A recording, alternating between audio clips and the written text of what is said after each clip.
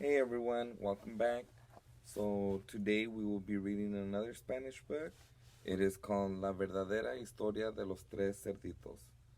So hopefully you enjoy this one. This one's pretty cool. La verdadera historia de los tres cerditos by John Sieska. Seguro que todos conocen el cuento de los tres cerditos, o a lo menos creen que lo conocen. Pero les voy a contar un secreto. Nadie conoce la verdadera historia porque nadie ha escuchado mi versión del cuento. Hoy soy el lobo silvestre B. Lobo. Pueden llamarme Sil. No sé cómo empezó todo este asunto del lobo feroz, pero es todo un invento. A lo mejor el problema es lo que comemos. Y bueno, no es mi culpa que los lobos coman animalitos tiernos, tales como conejitos, ovejas y cerdos. Así es como somos. Si las hamburguesas con queso fueran tiernas, la gente pensaría que ustedes son feroces también. Pero, como les decía, todo este asunto del lobo feroz es un invento. La verdadera historia es la de un estornudo y una taza de azúcar. Esta es la verdadera historia. Hace mucho, en el tiempo de había una vez, yo estaba preparando una torta de cumpleaños para mi querida abuelita. Tenía un resfriado terrible. Me quedé sin azúcar. De manera que caminé hasta la casa de mi vecino para pedirle una taza de azúcar. Pues bien, resulta que este vecino era un cerdito, y además no era demasiado listo, que digamos. Había construido toda su casa de paja. ¿Se imaginan? ¿Quién con dos dedos de frente construiría una casa de paja? Desde luego, tan pronto como toqué a la puerta, se derrumbó. Yo no quería meterme en la casa de alguien así como así, pero eso llamé. Cerdito, cerdito, ¿estás en casa? Nadie respondió. Estaba a punto de regresar a mi casa sin la taza de azúcar para la torta de cumpleaños de mi querida abuelita. Entonces me empezó a picar la nariz.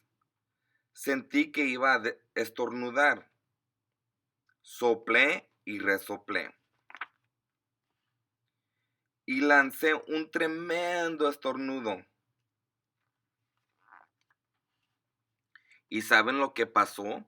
La dichosa casa de paja se vino abajo.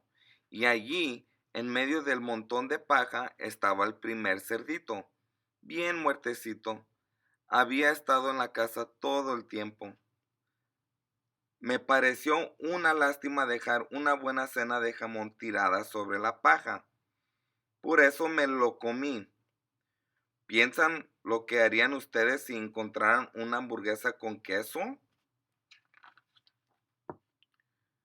Me sentí un poco mejor, pero todavía me faltaba mi taza de azúcar, de manera que me dirigí a la casa del siguiente vecino. Este vecino era el hermano del primer cerdito. Era un poco más inteligente, pero no mucho. Había construido su casa con palos de madera. Toqué el timbre en la casa de madera. Nadie contestó. Llamé, señor cerdo, ¿está usted allí? Me contestó a los gritos. Vete, lobo, no puedes entrar. Me estoy afeitando el hocico.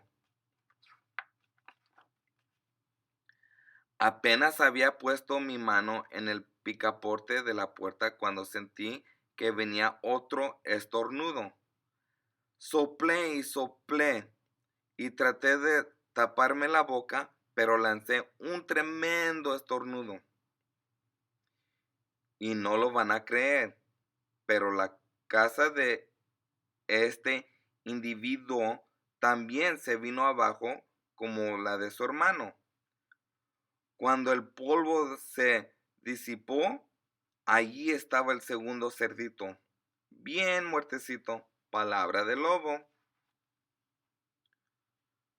No necesito recordarles que la comida se echa a perder si la deja al aire libre. Por eso hice lo único que podía hacerse. Cené otra vez. ¿Acaso ustedes no hubieran comido otra hamburguesa con queso? Me empecé a sentir horrible y lleno, pero estaba mejor del resfriado y todavía no había conseguido esta taza de azúcar para la torta de cumpleaños de mi querida abuelita. De manera que me dirigí a la siguiente casa. Resultó ser el hermano del primer y del segundo cerdito. Debe haber sido el genio de la familia. Había construido su casa de ladrillos. Toqué en la casa de ladrillos. Nadie contestó. Llamé. Señor cerdo, ¿está usted allí? ¿Y saben lo que me contestó este puerquito grosero? Fuera de aquí, lobo. No me molestes más. Vaya falta de modales. Probablemente tenía un saco lleno de azúcar y ni siquiera quería darme una tacita para la torta de cumpleaños de mi querida abuelita. ¡Qué cerdo! Estaba a punto de regresar a la casa y quizás hacer una tarjeta de cumpleaños en vez de una torta cuando sentí nuevamente mi resfriado. Soplé y resoplé y estornudé una vez más. Entonces el tercer cerdito gritó: ¿Y qué? Tu querida abuelita se siente en un alfiler. Normalmente soy un tipo muy tranquilo, pero cuando alguien habla así de mi querida abuelita, pierdo un poquito la cabeza. Por supuesto, cuando llegó la policía, yo estaba tratando de tumbar la puerta del cerdito, y en todo el tiempo seguí soplando, resoplando, estornudando, armando un verdadero escándalo. El resto, como dicen, es historia.